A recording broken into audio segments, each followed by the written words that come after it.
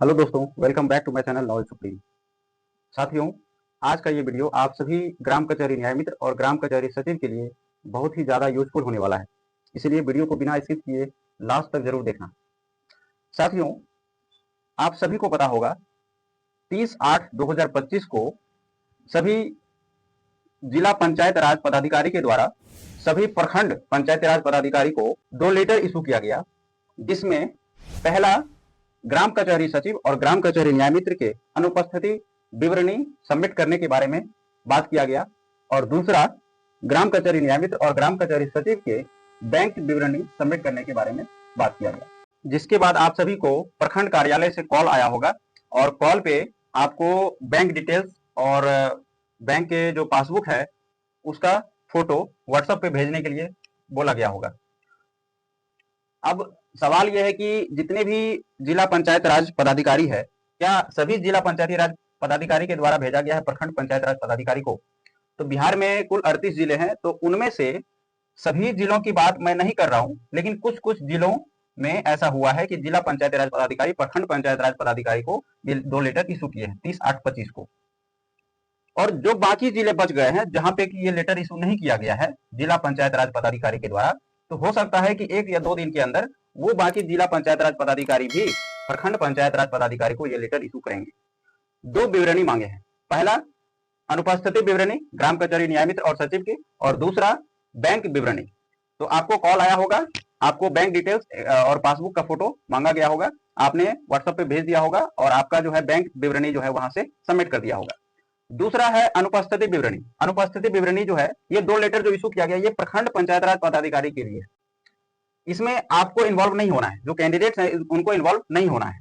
उनको क्या करना है, उनको अपना बैंक विवरणी जो है सबमिट कर देना है व्हाट्सएप के थ्रू, वहां से आपको सबमिट हो जाएगा।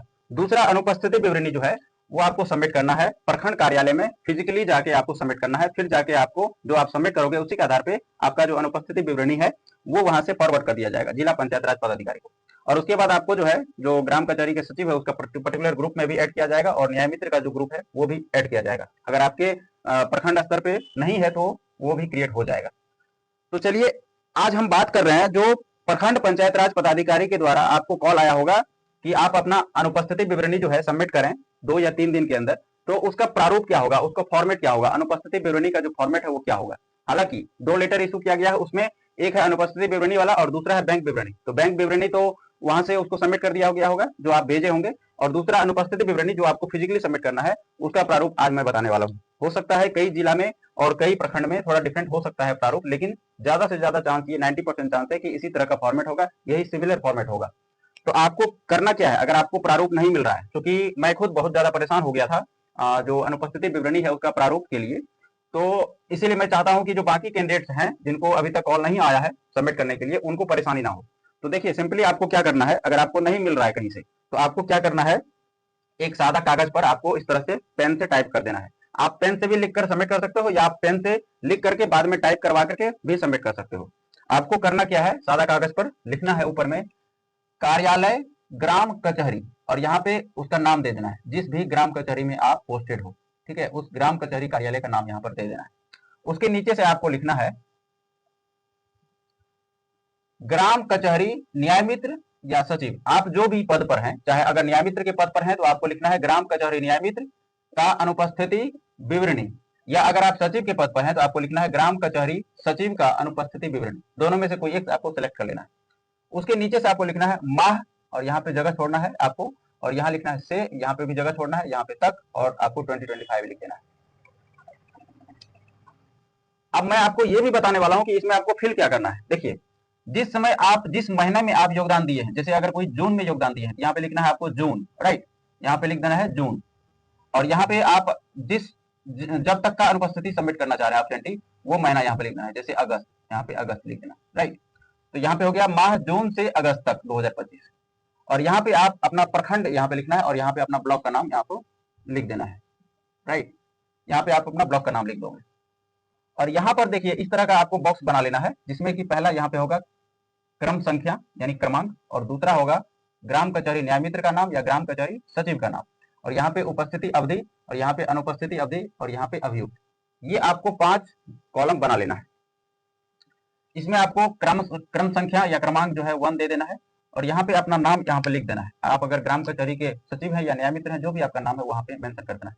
यहाँ पे आपको लिखना है जैसे अगर कोई योगदान दिए हैं 5/6/2025 से, या अगर कोई किसी का काउंसलिंग सेकंड काउंसलिंग में हुआ, थर्ड काउंसलिंग में हुआ, यानी जिस भी तिथि को आप योगदान दिए हैं वो तिथि यहाँ पे लिख देना है। ठीक है, वो डेट यहाँ पे मेंशन कर देना है। वहां से फिर 20/8/2025 तक, क्योंकि पंचायती राज विभाग के अंदर जो मानदेय का आवंटन आता है, मानदेय का भुगतान किया जाता है, वो 21 से 20 का महीना लगता है उसका। तो आपको यहाँ पे 20/8/25 लिखना है, राइट। जैसे अगर कोई 5/6 को योगदान दिए हैं तो 5/6/2025 से 20/8/2025 तक, इस तरह से आपको लिख देना है। ये उपस्थिति अवधि के लिए। जो तीसरा कॉलम है अनुपस्थिति अवधि, उसमें आपको शून्य लिख देना है, राइट, यानी आप अब्सेंट नहीं हुए। और अभियुक्ति वाला जो कॉलम है इसको आपको छोड़ देना है, इसमें आपको कुछ भी फिल नहीं करना है। इस तरह का बॉक्स आपको बना देना है। उसके नीचे में आपको लिखना है, नोट देकर लिखना है आपको, इनके द्वारा ससमय कार्यालय अवधि में उपस्थित होकर ग्राम कचहरी के कार्यों का निष्पादन किया गया है, ये आपको लिख देना है। और यहाँ पे आपको ग्राम कचहरी सचिव लिखना है और ग्राम कचहरी जो भी नाम है आपका ग्राम कचहरी का, वो नाम यहाँ पे लिख देना है। और यहाँ पे ग्राम कचहरी सचिव का सिग्नेचर हो जाएगा और ये डेट हो जाएगा।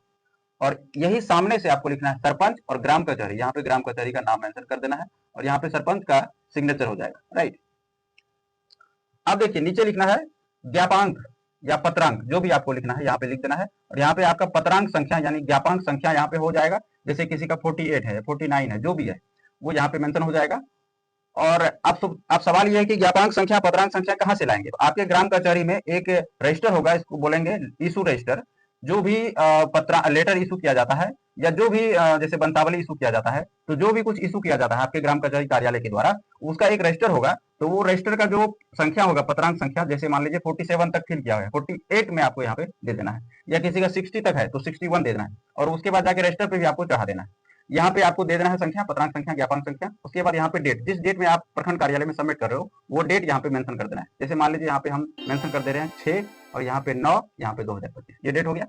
अब उसके नीचे से क्या लिखना है, देखिए प्रतिलिपि, यहाँ पे लिखना है प्रतिलिपि प्रखंड पंचायत राज पदाधिकारी। और यहाँ पे जिस भी आपका ब्लॉक का नाम है, जो भी ब्लॉक का नाम है वो यहाँ पे मेंशन कर देना है। जैसे मान लीजिए हम लिख देते हैं रानीगंज, ठीक है। तो प्रखंड पंचायत राज पदाधिकारी रानीगंज को सादर सूचनार्थ समर्पित, ये आपको लिख देना है नीचे में। प्रतिलिपि लिख करके डैश दे करके लिखना है। इतना कुछ करने के बाद आपको सबसे नीचे में फिर से लिखना है ग्राम कचहरी सचिव, और ग्राम कचहरी का नाम यहाँ पे मेंशन कर देना है, ठीक है। और यहाँ पे ग्राम कचहरी का सिग्नेचर हो जाएगा और डेट हो जाएगा। और यहाँ पे आपको उसी के सीधे सामने से सरपंच और ग्राम कचहरी, यहाँ पे ग्राम कचहरी का नाम मेंशन कर देना है। यहाँ पे सरपंच का सिग्नेचर भी होगा और मोहर भी होगा, ठीक है, याद रखिएगा। ऊपर में सिर्फ सिग्नेचर होगा, नीचे में सिग्नेचर मोहर दोनों होगा। ये जो प्रारूप है, ये जो फॉर्मेट है, ये कंप्लीट फॉर्मेट है आपका ग्राम कचहरी सचिव या ग्राम कचहरी न्यायमित्र का अनुपस्थिति विवरणी का। उम्मीद करता हूं कि आप सभी को ये फॉर्मेट समझ में आ गया होगा। आप इसको स्क्रीनशॉट लेके भी समझ सकते हैं, या अगर आपको पीडीएफ चाहिए जो मेरे पास उपलब्ध है, आपको मैं पर्सनली पीडीएफ भेज दूंगा। आप दिए गए व्हाट्सएप नंबर पे भी मुझे मैसेज कर सकते हैं। मैं आपको जो प्रारूप है अनुपस्थिति प्रपत्र का, अनुपस्थिति विवरणी का, उसका फॉर्मेट आपको पीडीएफ के रूप में भेज दूंगा।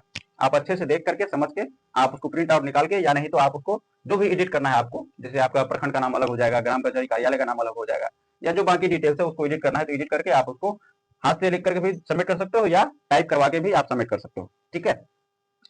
और जो 2 लेटर आया है उसमें आपका कुछ काम नहीं है, वो प्रखंड पंचायत राज पदाधिकारी का काम है। उनको जो है उसमें फिल करके जो भी डिटेल है उसको भेजना है दोनों को, और आपके द्वारा जो लिया गया है दोनों विवरण वो वहां पे फिल करके सबमिट कर देंगे। तो ये हो गया पूरी प्रक्रिया, ठीक है। और बाकी डिटेल्स, जो बाकी चीजें डिस्कस करने वाले हैं ग्राम कचहरी न्यायमित्र और ग्राम कचहरी सचिव को लेकर, जैसे मानदेय को लेकर, मानदेय वृद्धि को लेकर, ग्राम कचहरी सचिव का मानदेय बढ़ा दिया गया है, परंतु और भी जो पंचायत स्तर पे जो कर्मचारी हैं, जो भी प्रतिनिधि हैं, सभी का मानदेय बढ़ाया गया है, किंतु जो ग्राम कचहरी न्यायमित्र है उनका मानदेय नहीं बढ़ाया गया है। इस टॉपिक पर डिटेल में डिस्कस करने वाले हैं हम लोग। और इसके अलावा जो है बहुत सारी चीजें हैं जो हम डिस्कस करेंगे एक स्पेशल वीडियो में। वो वीडियो आपको 1 से 2 दिन में मिल जाएंगे। फिलहाल आपसे विदा ले रहे हैं। अगर चैनल पे पहली बार आए हैं तो प्लीज अपने चैनल को सब्सक्राइब जरूर करें और वीडियो को लाइक करें। अपने दोस्तों के साथ ग्राम कचहरी न्यायमित्र और सचिव के साथ जरूर शेयर करें इस वीडियो को।